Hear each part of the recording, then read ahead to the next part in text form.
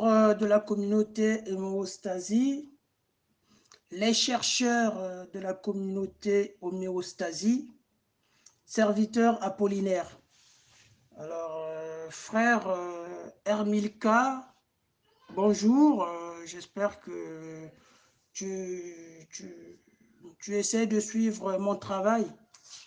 Alors, dans le groupe islamo-chrétien,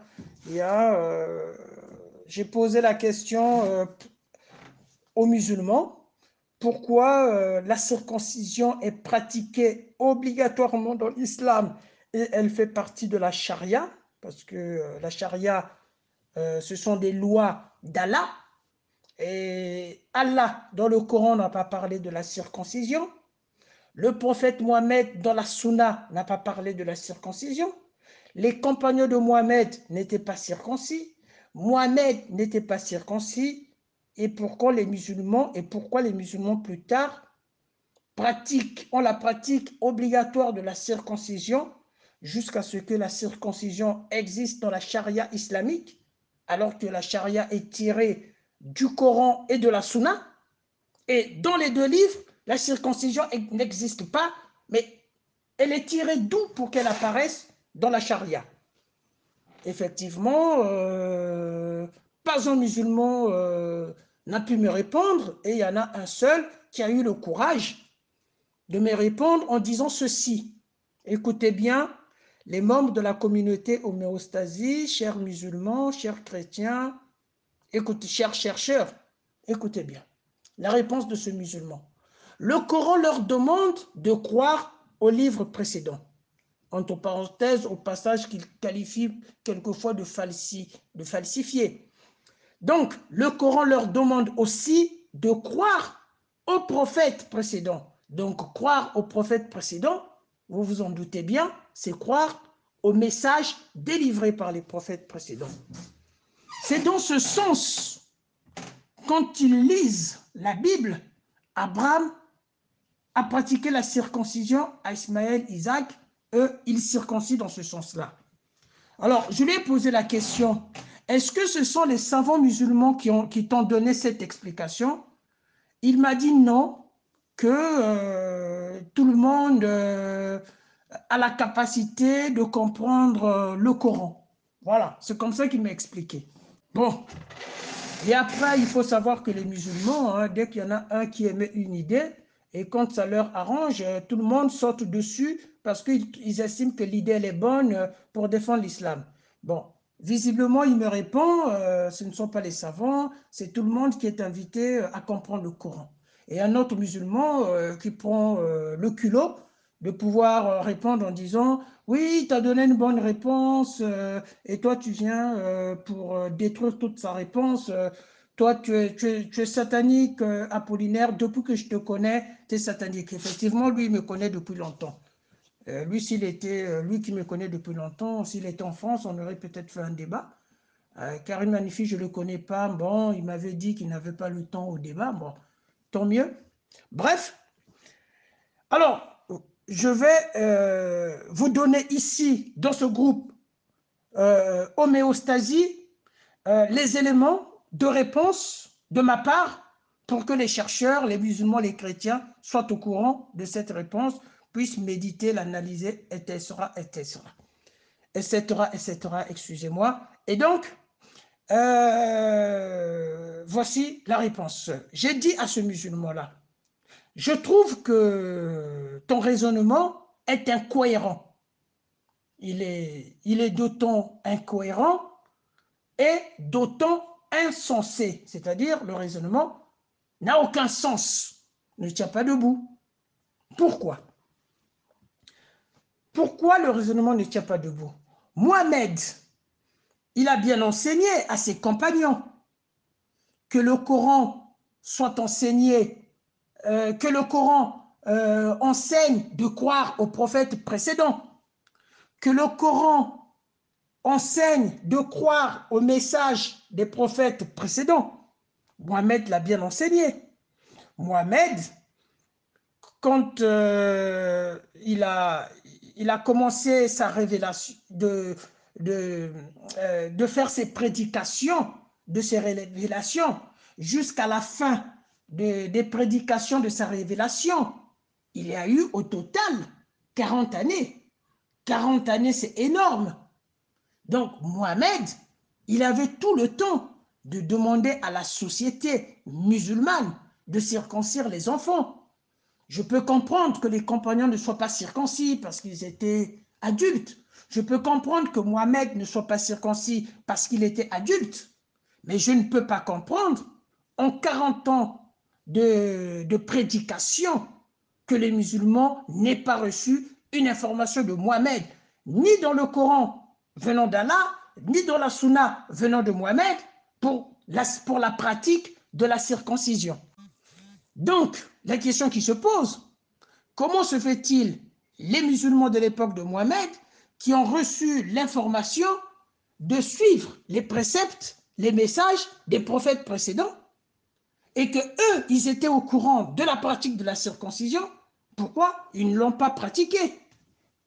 Peut-être pas envers eux qui étaient adultes, au moins dans la société qu'ils étaient. Pourquoi ils ne l'ont pas pratiquée? Dans les 40 ans de prédication de Mohamed, il y a un large temps pour demander, à la pratique de la circoncision. Voilà, c'est ce que je l'expliquais. Et d'autant plus, se réclame du Dieu d'Abraham. D'accord? Mohamed se réclame du Dieu d'Abraham. Abraham a reçu la Torah de la circoncision. Abraham a reçu la Torah du Shabbat. Et les deux Torahs d'Abraham, circoncision et Shabbat, sont répétés dans la Torah de Moïse. Donc les musulmans croient à Abraham, ils croient aussi à Moïse. Et ils se réclament d'Abraham. Pourquoi Mohamed n'a pas demandé la pratique de la circoncision comme Abraham l'a fait à Ismaël? Puisque après lui, les musulmans ont réclamé que Mohamed descendait d'Ismaël. Après Mohamed, c'est ce que les musulmans ont dit dans leurs sources. Il descendait d'Ismaël.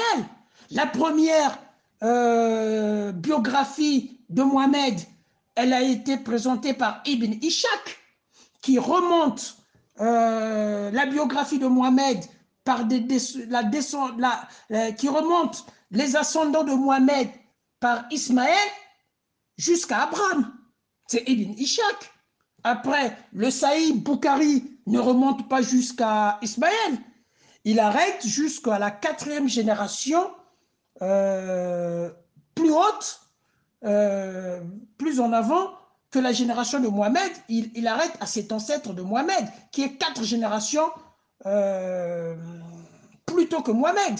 Parce que le Sahih Bukhari ne va pas jusqu'à Ismaël, la biographie du Sahih Bukhari.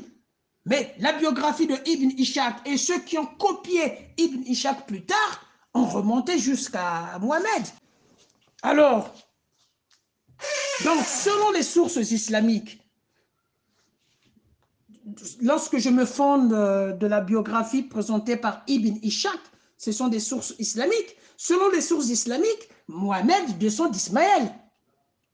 Si Mohamed descend d'Ismaël et que l'islam est la religion du vrai Dieu, le Dieu d'Abraham, mais pourquoi la pratique de la circoncision n'a pas été promulguée comme étant une pratique ismaélite, puisque Ismaël a été le premier enfant d'Abraham à être circoncis. Isaac était le second enfant à être circoncis. Puisque Mohamed se réclame d'Abraham, mais pour Abraham, il a circoncis Ismaël.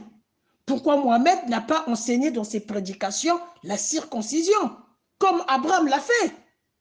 Alors, et ça, les chercheurs de la communauté homéostasie et ceux qui m'écoutent, ceux qui veulent apprendre la vérité, ceux qui veulent rechercher la vérité, ceux qui veulent comprendre, j'arrive à mon idée finale. Mon idée finale, pour que vous compreniez que l'islam est une fausse religion, Mohamed est un faux prophète. Alors, je vais arriver à cette idée finale. Écoutez bien. L'islam se présente dans sa dogmatique officielle venir restaurer l'islam qui a existé à l'époque d'Abraham. Vous avez déjà entendu les musulmans le dire, hein? C'est la dogmatique officielle de l'islam, venir instaurer ce qui existait à l'époque d'Abraham. Abraham n'était ni juif, ni chrétien, mais il était musulman. Les êtres humains se sont déroutés et l'islam vient rétablir la religion d'Abraham. Or, cette religion d'Abraham, elle reçoit quoi? Cette religion d'Abraham qui se conforme à la volonté de Dieu, à la demande de Dieu, cette religion d'Abraham reçoit la Torah de la circoncision, la Torah du Shabbat. Donc la restauration de la religion d'Abraham, de l'islam pratiqué par Abraham, cette restauration se passait inéluctablement également par la circoncision et par le Shabbat. On constate que l'islam ne connaît pas la circoncision, on constate que l'islam ne pratique pas non plus le Shabbat. Chez les chrétiens, il y a des explications derrière, hein, je dis bien, il y a des explications derrière. Chez les musulmans, il n'y a aucune explication derrière. On a un vendredi qui a été choisi. Bien. Quand je dis qu'il n'y a aucune explication derrière, il y a sûrement une explication pourquoi le vendredi a été choisi. Mais le lien de rupture, il n'y a aucune explication du lien de rupture, que ce soit dans le Coran, que ce soit dans la Sunna. Aucun lien sur le lien de rupture entre le Shabbat et le vendredi. Mais chez les chrétiens, ça s'explique. Les apôtres pratiquaient le Shabbat et le dimanche. Bon, ils pratiquaient le Shabbat, jour de repos, et le dimanche, jour du Seigneur. Ça, c'est dans les actes des apôtres. Bon, bref. Vous voyez, membres, chercheurs de la communauté homéostasie, comment les musulmans ont inventé des choses. Comment pouvez-vous comprendre, si vous êtes cohérent dans vos raisonnements, dans vos cerveaux, que l'islam qui vient restaurer la religion d'Abraham n'a pas restauré finalement la religion d'Abraham? Parce que dans la religion d'Abraham, il y avait la Torah de la circoncision, il y avait la Torah du Shabbat, les deux Torahs sont reprises dans la Torah de Moïse. Où est la restauration de la religion d'Abraham finalement? Où est cette restauration de la religion islamique d'Abraham, puisque Abraham était musulman et les êtres humains se sont désorientés en étant juifs et chrétiens? Où est cette restauration? Mesdames, Mesdemoiselles, Messieurs, chers membres de la communauté homéostasie, que vous soyez musulmans ou pas, répondez à cette question. Méditez, réfléchissez, analysez et trouvez les réponses. Et si vous trouvez les réponses, publiez vos résultats. On va les examiner tous ensemble. Où est la restauration de la religion islamique si ce n'est des gens qui ont inventé des choses, qui ont fait des erreurs parce qu'ils étaient idiots et ignorants, c'est-à-dire des gens qui ne savaient pas mentir. Voilà pourquoi Dieu les a confondus en mettant en eux des oublis pour que les générations futures, par exemple notre génération à nous, puissent comprendre le mensonge humain de cette religion. Voilà, c'est tout ce que je peux dire. Hein. Cette religion ne restaure pas la religion islamique d'Abraham, puisque Abraham était musulman. Ils ont restauré la soumission, la religion de la soumission qui existait à l'époque d'Abraham. Mais effectivement, dans cette religion de la soumission, il y avait la Torah de la circoncision, il y avait de la Torah du Shabbat. Ce sont les deux Torahs principales de la religion d'Abraham.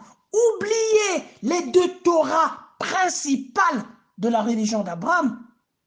En conclusion, l'islam n'a pas restauré la religion d'Abraham. vous ne pouvez pas restaurer quelque chose en oubliant les parties essentielles de cette chose-là. En français, ça ne s'appelle pas de la restauration. Voilà, mesdames, mesdemoiselles, messieurs, vous avez compris tout mon message. Je ne vais pas continuer à me répéter. Je vous invite, en me répétant, à analyser, à réfléchir, à méditer. Au revoir.